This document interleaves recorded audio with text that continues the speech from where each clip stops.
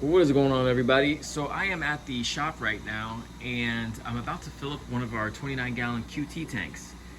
We have several of these in the shop. Here at Tank Missions, we're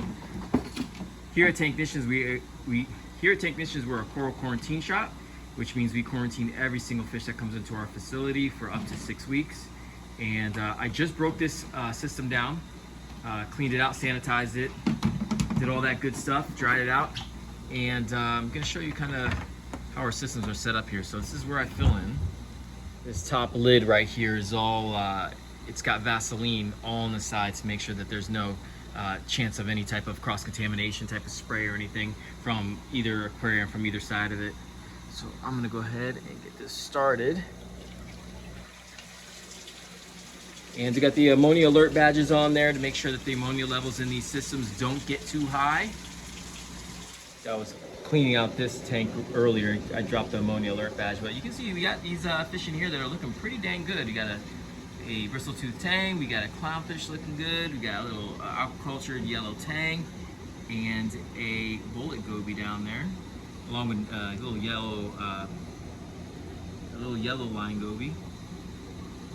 And this guy, which I'm surprised about, this little blue reef chromis, he actually came in looking pretty bad, man. I think he had uranema.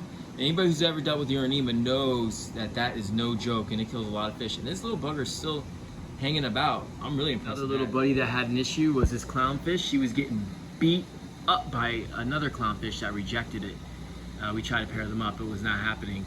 And just, she tore his fins apart, just roughed him up really bad. And I didn't know if he was gonna make it, so I brought him back here, put him in this 29-gallon tank, and he's actually swimming. Before, when I got him, he was floating at the top, but he's swimming, he's getting stronger every day, so that makes me feel really, really happy to see a fish recover like that. And eventually, once his fins grow back and he's eating good, and we know he will be able to hold his own, we'll find him a very, a better suited home for him in the future. Now, let's take a little walk over to the tanks where the fish when they first come in, before they go into quarantine. Let's see what we got here. We got a flame hawk, which everybody wants this flame hawk. This thing is like, we get them in, and as soon as we get these guys in, they go so quickly.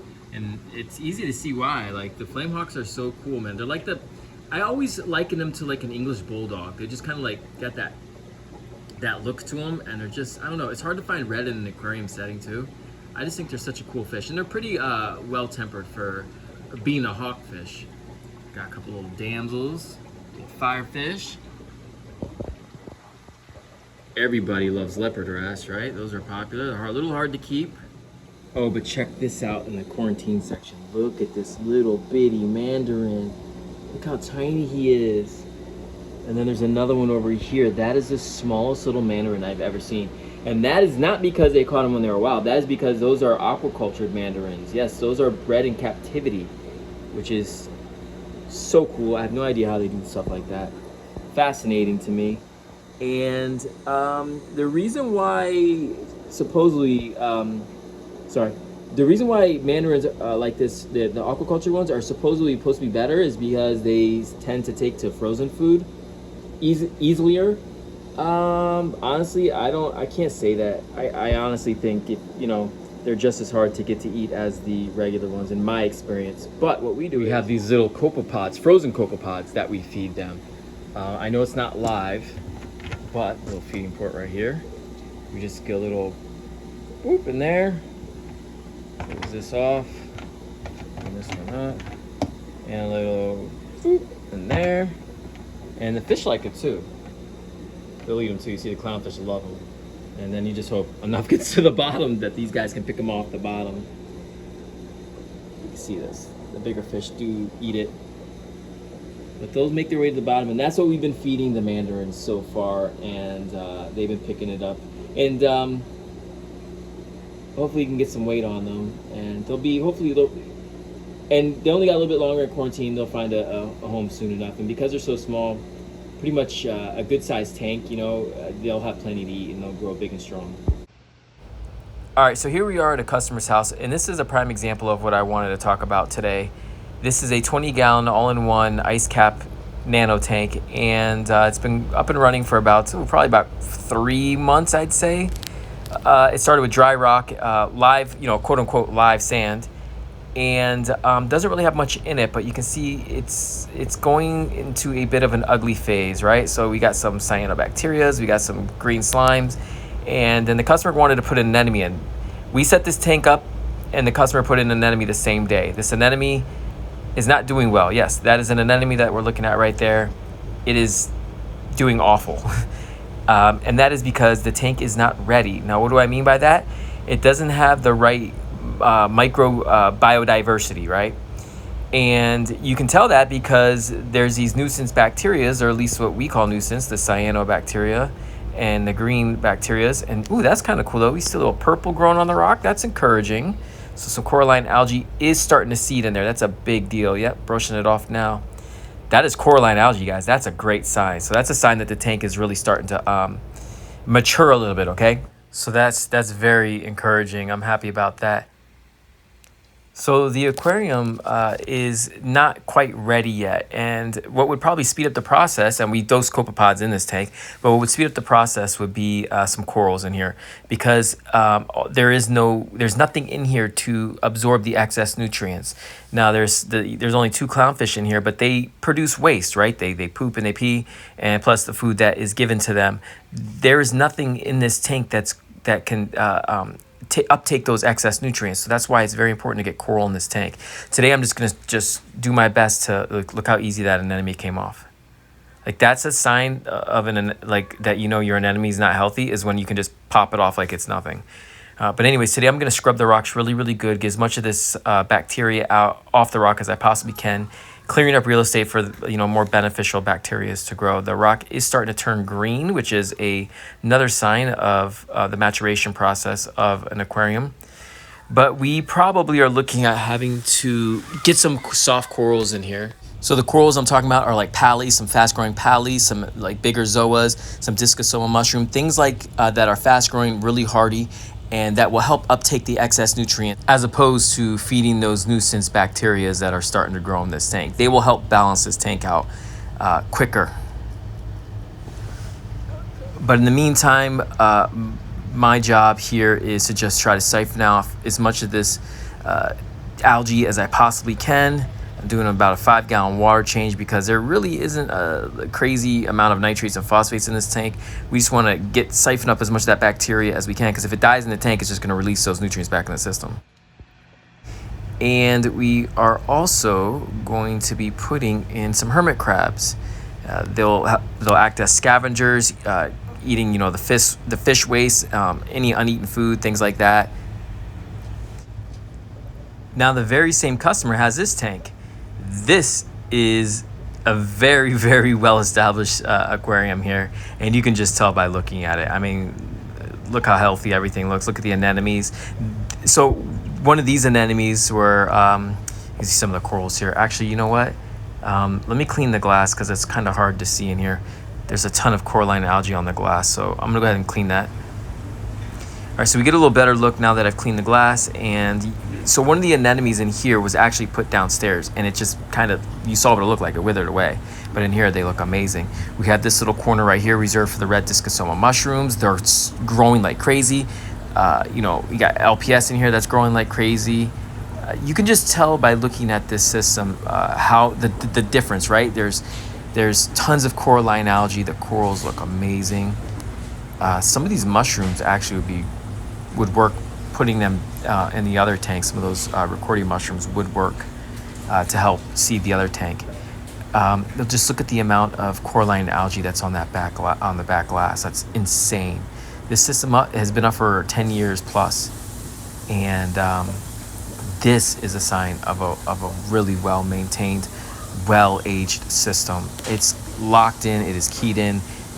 You just need very small water changes on this. Keep your water chemistry right. There's not much that needs to be done. It's pretty much dialed in, and it's its own little ecosystem here, right? But that's because this tank is 10 years old. All right, so we are done right now for today. I did a 5-gallon water change, siphoned out as much of this gunk as I possibly can. We added the hermit crabs, and I'm so happy we got a little bit of coralline algae growing here. It looked bad when we first got here, but I've seen way worse. So this still gives me this lets me know that the tank is heading down the right path. So that's good. I think if we get some corals in here, that's gonna help balance the tank out. Also, I'm gonna recommend maybe some pali/zoas right here.